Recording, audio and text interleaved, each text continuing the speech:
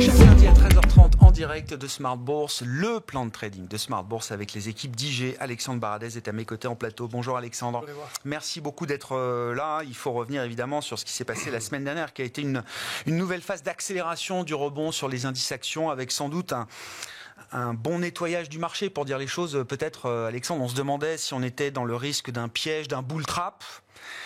Il semble, après la semaine écoulée, que cette idée d'un piège a été évacuée d'une certaine manière. Oui. Je ne sais pas si on était dans l'idée d'un bull trap. Et après, on va en parler d'un point de vue graphique, parce que moi, c'est plutôt un raison de consolidation. Donc après, tout dépend si on définit bull trap sur quelques jours ou sur une durée de quelques semaines. Mais c'est vrai que si on regarde la semaine dernière, par exemple, la tendance s'est faite sur une journée quasiment. Le marché a bougé mardi, post-inflation, et après, on est resté à tenir les niveaux quasiment jusqu'à la fin de la semaine. Ça a duré 2 minutes. 2 minutes, voilà. Et la semaine d'avant, c'était un peu plus cadencé sur toutes les stats un peu moins bonnes, type ISM ou emploi. Donc c'était un peu plus structuré comme mouvement. Là, c'était vraiment un shoot et après le latéral. Ce que je trouve intéressant, donc la semaine dernière, il y avait cette question d'inflation, mais il y avait ensuite, on tentait de voir en fait après cette inflation comment les membres de la Fed et aussi un peu de la BCE allaient réagir à la détente des conditions financières induites depuis 15 jours, à la fois par des stats moins bonnes et par une inflation qui ralentit. Et pour voir s'ils étaient à l'aise, finalement, confortables avec cette idée que les taux puissent redescendre un petit peu, que le dollar puisse aussi perdre un peu de terrain. Est-ce qu'ils validaient ça? Et ce qu'on a eu en fin de semaine dernière, alors certes, en Europe, l'échantillon était quand même plutôt faucon, c'était Nagel et c'était Holtzman, donc c'est pas les plus modérés de la BCE, mais les propos qu'ils ont tenus sont des propos qu'on entend chez les modérés de la Fed, par contre, ou les plus centristes, type Marie Daly par exemple, ou Goldsby, et les propos sont vraiment les mêmes. C'est-à-dire qu'on a eu comme une espèce de tir groupé où, en gros, pour résumer, nous ne sommes pas encore certains que la pente soit celle d'une inflation vers 2%, il faut de la patience, je crois que c'est un membre de la BCE qui a dit qu'il s'adressait au marché, s'il vous plaît, ne croyez pas que l'histoire est terminée. Donc, on a l'impression qu'il s'il vous plaît. S'il vous plaît. Non, mot pour mot. Donc ça reste au marché. Et en gros, on comprend là que peut-être un petit peu d'inconfort par rapport à ce qu'on est en train de voir. Et à la fois, c'est vrai qu'on peut comprendre que les taux ne restent pas à 5 ou 5,50 quand on a effectivement des indices ISM qui décrochent un peu plus fortement, quand on a des stats production industrielle, par exemple, plus forte baisse depuis décembre dernier. Donc il y a quand même maintenant des signaux qui commencent à s'agréger sur le ralentissement qu'on voit sur les indices de surprise économique. L'indice économique aux États-Unis, il est sur un plus bas. Ça fait déjà une semaine ou 2 semaines que vous en parlez, Alexandre. Voilà, il est bien perché toujours, mais on sent que le momentum est en train de ralentir un peu. Donc, et c'est ça que moi je pense qui va driver le marché. C'est-à-dire qu'il y a d'un côté ce que le marché anticipe, et on voit les anticipations de baisse de taux, c'est désormais pour le presque milieu du T2, et de l'autre côté, on voit des signaux qui commencent à arriver, qui sont des signaux que la Fed elle-même attendait probablement, qu'on attendait aussi de voir ce ralentissement économique américain commencer à se produire.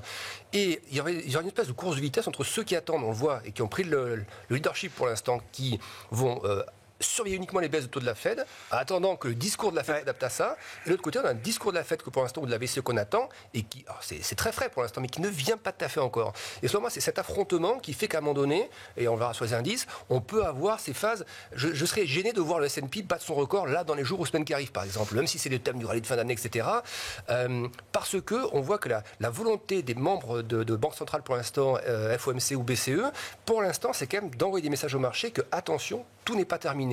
Donc, ça ne veut pas dire que les taux vont remonter à 5,5 ou 6, mais ça veut peut-être dire qu'ils auront du mal à aller en dessous de 4,50 dans les jours ou les semaines qui arrivent. C'est ce qu'on voit d'ailleurs, c'est intéressant, mais on en parlera avec Nicolas Leprince là-dessus, sur le quantum de la baisse des taux longs qu'on a pu observer. 50 points de base, mais pas plus pour l'instant. C'est-à-dire qu'il y a quand même aussi des forces de résistance dans le marché pour éviter d'aller trop vite, trop loin en besogne sur les taux et sur les actions. Exactement. Le risque sur les actions, vous dites, c'est de consommer trop vite, trop de bonnes nouvelles ou trop de bons espoirs. Oui, et on oublie aussi, c'est un petit élément, mais le VIX, par exemple, rentre dans la définition des conditions financières. Il n'y a pas que les obligations ou autres, il n'y a pas que de banque ou autre, il y a des conditions de crédit, il y a aussi le VIX, alors c'est un petit élément parmi d'autres, mais il rentre quand même dans la définition des conditions financières. Le dollar, également. Exactement. Et l'autre élément, c'est que il y a aussi, si ce ralentissement est bien à l'œuvre en ce moment, il y a la question de la position des marchés par rapport à ça. Le marché, effectivement, est très focalisé sur le rebond, un rebond assez costaud des bénéfices au T4 versus la même période de l'année précédente. On voit que du côté des analystes, ça révise déjà un peu, toujours en croissance, mais ça révise une croissance un peu moins forte des bénéfices au T4. Donc, je trouve qu'on a des plans qui sont plutôt bien alignés pour justement favoriser des mouvements consolidants obligataires et actions. Et donc, sur le SP500, par exemple, c'est vrai qu'on se parlait il y a quelques jours, on était à se demander si on allait chercher l'oblique inférieur, et finalement, il est plutôt en train d'aller taper l'oblique supérieur au moment où on se parle. Et justement, est-ce que c'est. Moi, je verrais bien, encore une fois, c'est un scénario propre, mais pourquoi ne resterions-nous pas là-dedans, dans cette zone-là? Alors peut-être qu'on va essayer de chercher un peu là-haut, mais ça veut dire que si on commence à sortir par l'eau, le VIX il commencera à arriver à on est à 14, déjà on est passé en dessous de 14 la semaine dernière, ça veut dire qu'on va chercher un VIX à 12, 13. C'est quand même des zones particulièrement basses, mais qui traduisent effectivement une confiance du marché sur le fait que l'inflation s'est pliée ou quasiment, que les banques centrales vont baisser les taux au T2, que la géopolitique n'est pas si perturbante que ça, etc. Donc le marché, effectivement, après il y a quand même quelques éléments, et là je vais quand même mettre dans ce sens-là, c'est que sur la Chine, quand même, on voit des choses un tout petit peu meilleures. Et ça, on en parlait des PMI, ils ne sont pas extraordinaires, mais ils se stabilisent. On voit le high yield chinois, par exemple, qui remonte un tout petit peu des plus hauts, alors plus entre guillemets, mais de 3-4 mois. On voit le Hang Seng aussi, qui se repartira un peu, les années chinois globalement.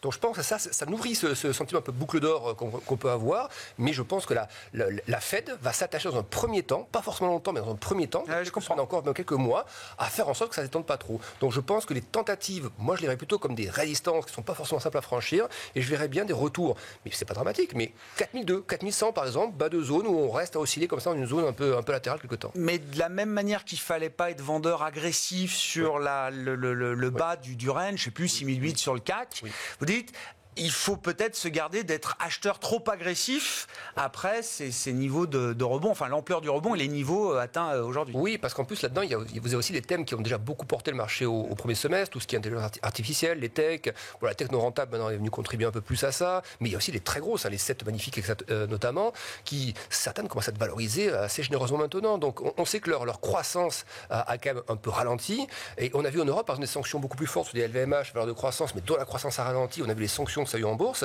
Et pour les groupes américains, en revanche, c'est peut-être pas qu'ils soient américains aussi, mais le ralentissement de la croissance qu'on a observé a pas eu trop de conséquences. Or, j'ai quand même l'impression que c'est quelque chose sur lequel on passe un petit peu vite, et peut-être que cette croissance ralentissante, toujours croissance, mais ralentissante quand même, est peut-être un thème qu'il faudra quand même surveiller dans les 3-6 mois qui arrivent et qui pourraient donc favoriser cette phase un peu de latéralisation quelque temps. Parmi les grands thèmes qui ont souffert de manière spectaculaire au quasi-terme de cette année 2023, il faudra sans doute en tirer un bilan un peu précis, le thème des énergies nouvelles. Oui. Vous nous avez apporté alors un indice large construit par MSCI sur le New Energy. Oui, alors là, c'est un gadin spectaculaire. Ouais, complètement. Finalement, ça ressemble presque à ce qu'on a vu sur l'immobilier côté. C'est-à-dire qu'on a 50% de baisse par rapport au niveau de 2021. Donc il y a vraiment un massacre assez fort. Ce qui est quand même intéressant de noter, c'est qu'on est même revenu sous le niveau pré-Covid, par exemple. Donc il semble quand même que là, l'aspect un peu pur, et même le mouvement, ça ressemble vraiment à de la capitulation, c'est très vertical.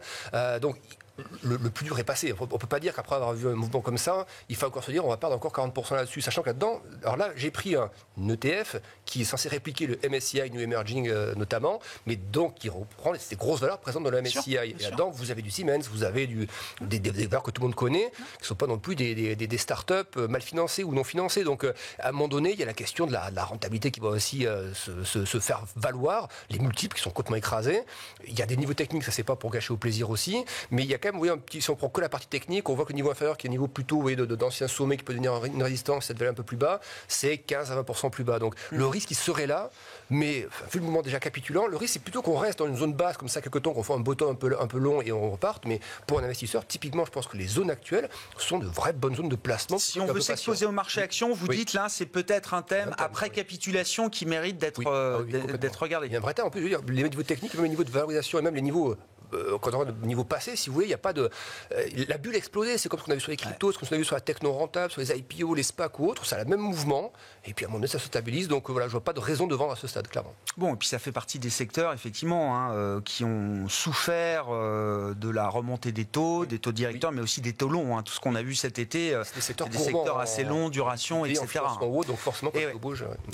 Bon, et puis il fallait parler des métaux aussi, Alexandre. Alors vous avez choisi l'argent. On a beaucoup parlé de l'or qui est revenu à 2000 et plus au cours des dernières semaines, qui reste assez ferme d'ailleurs autour de ces niveaux. Qu'est-ce qu'on peut dire de l'argent dans le sillage de l'or ? L'argent, c'est un métal qu'on compare souvent à l'or. Par le passé, des mouvements assez similaires, parfois des bonnes corrélations qui se produisaient. Et ensuite, l'or est reparti beaucoup plus vite que l'argent. L'argent, si je vais dézoomer ce graphique, on n'est pas très loin en fait des gros bottoms d'il y a quelques années. C'est-à-dire qu'on est sorti de ça post-Covid. On voit bien le phénomène d'accélération. Après, ça retombe. Mais il y a aussi, on parlait des énergies énergies renouvelables. Ouais. L'argent, on en aura besoin dans la transition, en quantité. Historiquement, c'est pas des niveaux chers. Et ça, on voit bien que là-dessus aussi, il y a du trading qui s'opère. Ça peut être sur le pétrole, ça peut être une matière première finalement. On a des réactions, des supports, de résistance, etc. Et donc là, il y a un moment assez classique où finalement vous avez une phase qui s'essouffle. On tente de repartir, on s'essouffle à nouveau, mais on s'essouffle moins bas que le niveau précédent. Donc on a plutôt l'impression d'être sur un plateau qui va réaccélérer à 25-30 derrière. Surtout l'aspect en plus taux qui vont baisser dans les mois à venir. Peut-être pas aussi vite qu'on le pense, comme on disait tout à l'heure, mais je ne vois pas de redémarrage des taux, je ne vois pas de redémarrage du dollar non plus, sauf une phase avant d'aversion risque où le dollar deviendrait vraiment la valeur refuge, un truc qu'on ne va pas arriver, donc comme Black Swan. Donc dollar plus faible à moyen terme, taux US plus faible, besoin industriel et niveau technique historique assez bas, pardon. Je vois un vrai scénario médian de retour 25-30. Là aussi, c'est pas pour ça s'appelle plan de trading, mais c'est plutôt des horizons de semaines, quelques mois. Mais je pense que les zones actuelles sont des vraies bonnes zones de placement où le risque-reward est bon. Et voilà, sous ces zones-là, il y a des belles zones techniques, on risque. La protection, on la voit, c'est à $20 qu'on se couvre. Il y a des expositions qu'on peut mener jusqu'à 30 et au-delà. Donc voilà, je pense qu'il y a des beaux trades là-dessus à réaliser sur les semaines à venir. Ouais, c'est aussi un mystère. Au global, quand même, les matières premières et les métaux notamment, que ce soit les précieux, leur réagi, ou les métaux industriels, c'est quand même l'absence de dynamique de ce segment-là, de ce compartiment-là, au terme de cette année 2023. L'argent, historiquement, c'est le dézoomé des périodes hyper pénibles. C'est des périodes pendant plusieurs années, c'est pas grand-chose. Donc il faut pas, c'est pas un genre actif, par contre, on se dit je vais faire un coup là tout de suite, maintenant et rapidement. C'est à laisser porter, quoi. Voilà, il faut se porter. Quand on cherche des opportunités sur des choses, parfois on trouve ça un peu cher ou autre. Là, je pense un actif typiquement qui est bien positionné techniquement, qui est pas trop cher et dont le potentiel me semble certain. Merci beaucoup Alexandre. Alexandre Baradez avec nous chaque début de semaine à 13h30 pour le plan de trading de Smart Bourse le lundi sur Bismart.